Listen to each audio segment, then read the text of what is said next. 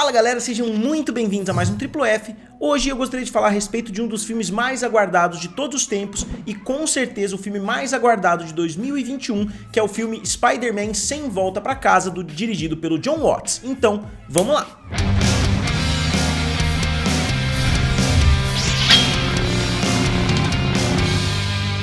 E obviamente eu queria avisar desde já, eu não vou falar a respeito de nenhum spoiler do filme, eu não vou falar a respeito de nada que vocês ainda não tenham visto nos trailers, então pode ficar tranquilo, não vai ter spoiler nenhum. Se você não assistiu o filme ainda, pode ter certeza que esse vídeo não vai estragar a sua experiência, porque eu vou falar mais a respeito das minhas primeiras impressões e depois eu pretendo fazer vídeos falando a respeito dos spoilers, falando a respeito dos grandes momentos ali do filme, das possíveis decepções, né, e dos possíveis momentos sensacionais que esse filme trouxe. Então, primeiro, a minha opinião geral a respeito desse filme, depois eu vou falar um pouquinho mais a respeito dos aspectos técnicos. Eu adorei esse filme, eu achei um filme sensacional. Particularmente, eu achei o melhor filme dessa nova trilogia do Homem-Aranha e possivelmente o melhor filme do Homem-Aranha até hoje. Eu achei um filme muito emocionante em alguns aspectos. Eles acertaram em cheio a hora de botar alguns momentos mais pesados e o Ned continua sendo um alívio cômico sensacional, né? Eles continuam balanceando muito bem o humor, né, com as cenas um pouquinho mais tensas, com as cenas de ação, melhor até do que nos filmes anteriores do Homem-Aranha. Eu acho que no segundo filme eles exageraram um pouquinho na parte mais dramática, envolvendo o Tony Stark, etc. Enquanto no primeiro eu acho que eles exageraram bastante, né, na parte juvenil, digamos assim, na parte mais cômica. Eu adoro o primeiro filme, eu gosto um pouquinho do segundo e eu achei esse terceiro um dos melhores filmes da Marvel até o momento. Eu achei uma inserção sensacional dentro deste universo e eu achei a participação do Doutor Estranho sensacional no filme. Eu não mudaria absolutamente nada do que foi feito em volta do Doutor Estranho. Eu acho que ele conseguiu trazer uma leveza, né, pro personagem. A química entre ele e o Peter Parker continua muito boa, né? A gente já tinha visto essa química florescendo ali no Vingadores Guerra Infinita. E agora eles voltaram a ter bastante tempo de tela juntos, então eu gostei muito dessas cenas envolvendo os dois.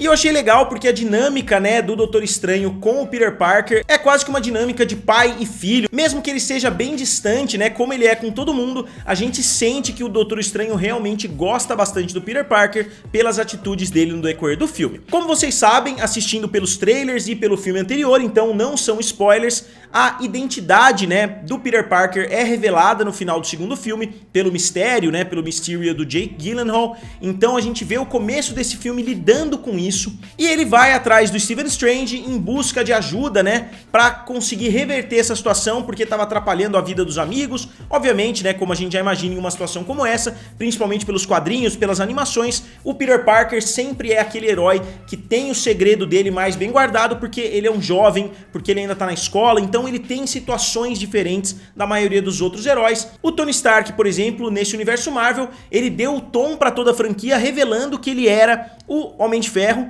mas ele já era um adulto, ele já era um bilionário, ele já vivia numa mansão, então pra ele revelar a sua identidade é muito diferente do Peter Parker, né, ter a identidade revelada, porque como eu disse, ele é um garoto humilde, ele vive no Queens, então é uma situação bem diferente e é a primeira vez que a gente vê a identidade secreta de um herói sendo muito relevante, né, não só nesse filme como nos dois anteriores, a gente vê a identidade secreta sendo muito relevante, coisa que não é em absolutamente nenhum outro filme dentro do universo Marvel. Talvez o Homem-Formiga, né, tenha algumas questões envolvendo a identidade secreta, mas o Tony Stark não tem, o Capitão América não tem, o Thor não tem, a Capitã Marvel não tem, a Natasha Romanoff não tem, o Clint Barton não tem, então a maioria dos heróis não tem esse problema, então é muito legal a gente ver o Homem-Aranha trazendo essas questões pra dentro do universo Marvel.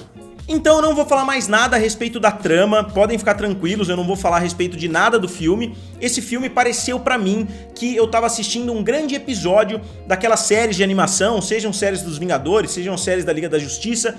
O clima que eles conseguiram trazer foi um clima muito legal, alguns diálogos são muito interessantes, né? Eu gostei demais, foi um filme que eu assisti com um sorriso no rosto do começo ao fim praticamente. Eu não conseguia, né, ficar calmo ali porque eu ficava esperando sempre a próxima cena. E eu sei que o filme parece ser longo, né, um dos filmes mais longos da Marvel até o momento, mas eu achei que eles conseguiram encaixar literalmente cenas boas em cada um dos minutos. O filme tem alguns problemas que eu não posso abordar aqui pra vocês, porque eu estaria entrando em território de spoilers, mas os problemas pra mim ficaram bem abaixo dos pontos positivos desse filme.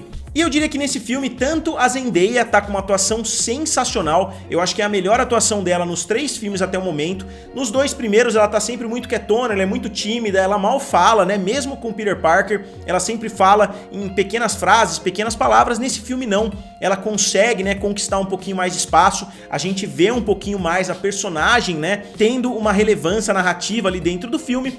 Então eu acho que ela conseguiu roubar a cena em alguns momentos, e o próprio Tom Holland eu não posso deixar de parabenizar, porque ele tá sensacional nesse filme. Tem alguns momentos bem dramáticos, né, no decorrer da trama, que eu achei que ele destruiu na atuação. Ele faz muito bem aquela cara de coitadinho, né, aquela cara chorando, né, ele é um cara muito carismático, então você sente por ele, né, o que ele tá transmitindo em cena. Então eu acho que a atuação dele tá de parabéns. Eu gostei muito da direção do Jon Watts também. Eu acho que a parte de fotografia desse filme tá muito melhor do que a dos filmes anteriores. Eu acho que as cenas de ação também são superiores, que eu acho que era um ponto um pouquinho deficiente, né, para um filme do Homem-Aranha. Se a gente comparar, por exemplo, com o Homem-Aranha do Andrew Garfield, eu achava as cenas de ação do Andrew Garfield superiores às cenas desse Homem-Aranha, e eu acho que nesse filme eles conseguiram dar uma equilibrada um pouquinho melhor, fazendo cenas de ação mais competentes. E eu não sei se isso é por causa de um orçamento maior ou se eles deram um pouquinho mais de atenção para esse filme do que para os filmes anteriores, mas com certeza as cenas ficaram muito bem feitas. Tem alguns momentos que até pelo trailer dá pra gente notar que são bem escuros.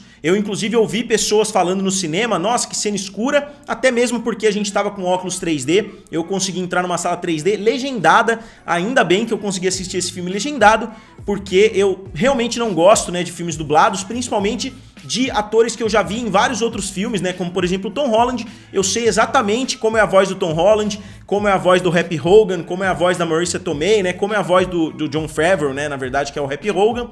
Então eu acho que atrapalha bastante, pelo menos pra mim, que gosto de filmes legendados, se eu tivesse que assistir dublado de forma obrigatória. Então, por sorte, tinha uma sessão legendada e foi justamente a sessão que eu consegui comprar. E eu posso estar enganado, eu não me lembro, mas eu acho que o Jon Watts é o primeiro diretor a conseguir completar uma trilogia dentro da Marvel. Eu acho que nenhuma outra trilogia foi completa por um diretor só. Só recapitulando, né, o Homem de Ferro teve 2 diretores, né, teve o Jon Favreau nos 2 primeiros e depois eles trocaram. Se eu não me engano, os filmes do Thor, nenhum foi dirigido pelo mesmo diretor. Eu lembro que o Kenneth Branagh dirigiu o primeiro, o Taika Waititi dirigiu o último. Eu não me lembro quem dirigiu o do meio, então também não foi o mesmo. O Capitão América, obviamente, não foi o mesmo, né, porque os irmãos Russo dirigiram os 2 últimos, enquanto o primeiro filme não foi dirigido pelos Russo.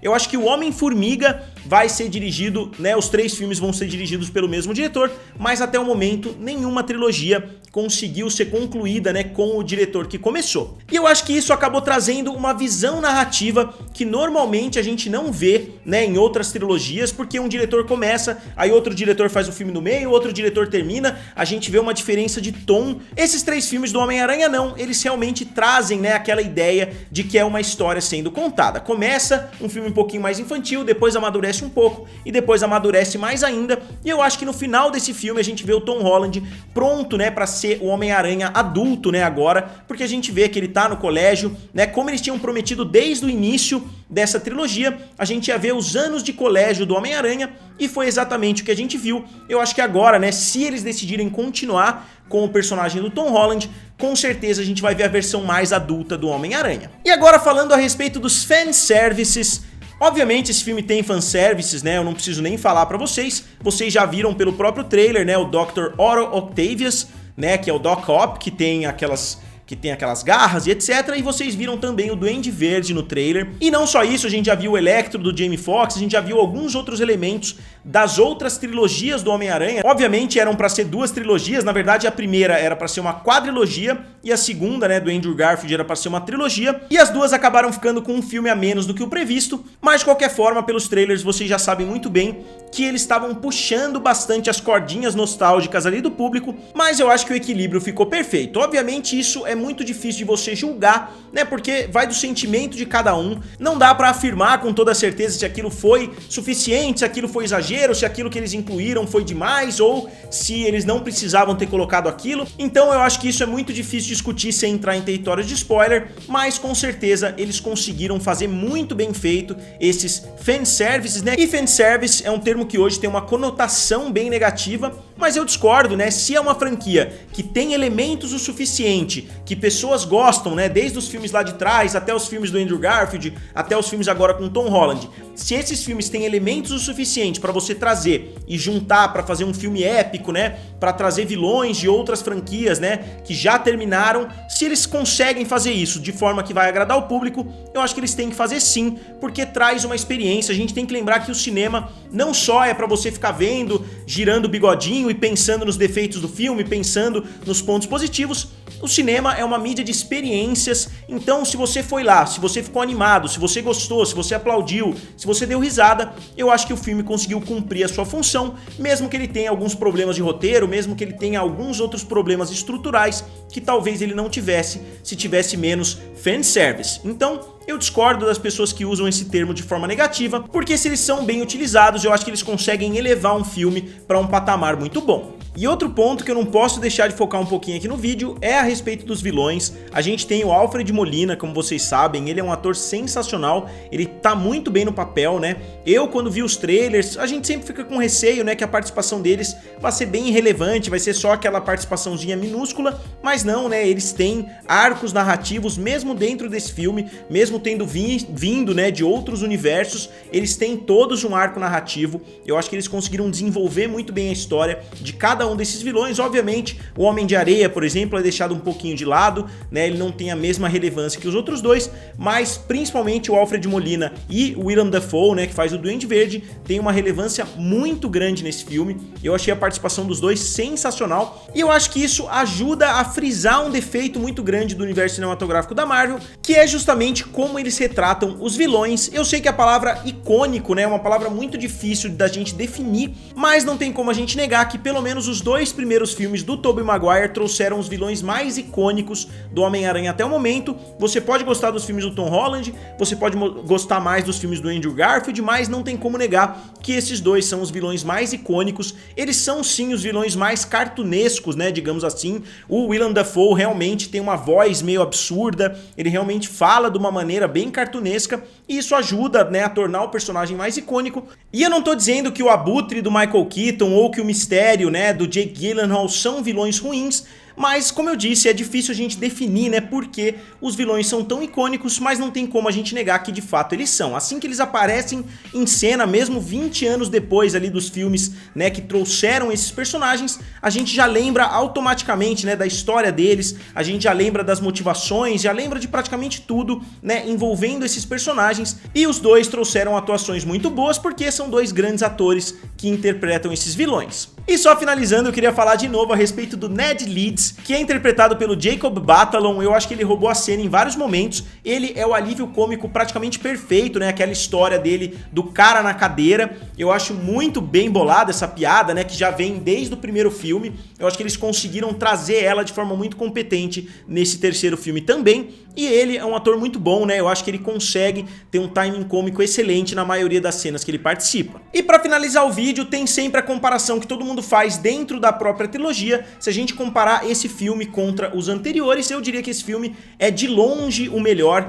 Eu daria particularmente uma nota 9 ou 9,5, né? Eu acho que eu vou falar um pouquinho mais disso quando eu for fazer o meu vídeo com spoilers, mas esse filme não tá nem no mesmo escopo, né, que os filmes anteriores. Não dá nem pra gente comparar, porque o primeiro é o Homem-Aranha lutando contra um traficante de armas alienígenas ali, então é um vilão muito pequeno, ele é literalmente o amigão da vizinhança. Aí no segundo filme, ele tá lutando basicamente contra um cara que faz efeitos especiais, né, que é o Mistério. Nesse filme não, realmente o escopo é gigantesco, eu diria que é um dos maiores filmes de super-herói até hoje. E óbvio que só isso não torna o filme melhor, né? Não é só o escopo do filme que torna ele melhor. Eu acho que é um filme muito mais bem desenvolvido. Eu acho que tanto o diretor foi se aperfeiçoando, né, no decorrer desses filmes, quanto o Tom Holland. E como eu disse, o elenco como um todo, né, também melhorou bastante no decorrer desses filmes. Então é isso, como eu disse, eu não posso ficar falando a respeito da trama do filme, porque as pessoas vão reclamar. Com certeza eu falei alguma coisa aqui que as pessoas vão reclamar de qualquer maneira, né? Falar a respeito de filmes que tem muitas pessoas querendo saber é como andar naquelas cozinhas cheias de ratoeiras, porque qualquer coisinha que você falar, alguma pessoa vai pensar, pô, isso é um spoiler, vai reclamar nos comentários, sendo que a maioria das vezes não são spoilers, né? E as pessoas estão reclamando somente porque é o que é comum de fazer na internet. Então, eu vou parando por aqui. Daqui a alguns dias eu vou trazer um vídeo pra vocês com spoilers. E eu gostaria de saber, né, não deem spoilers aqui nos comentários, eu gostaria de pedir pra vocês. Eu queria somente que vocês falassem a nota que vocês dão e uma explicação bem rápida, sem dar spoilers, do porquê vocês estão dando essa nota. Então, como sempre, eu queria pedir pra vocês comentarem aqui abaixo, curtirem o vídeo e se inscreverem no canal. Valeu! E nos vemos em breve.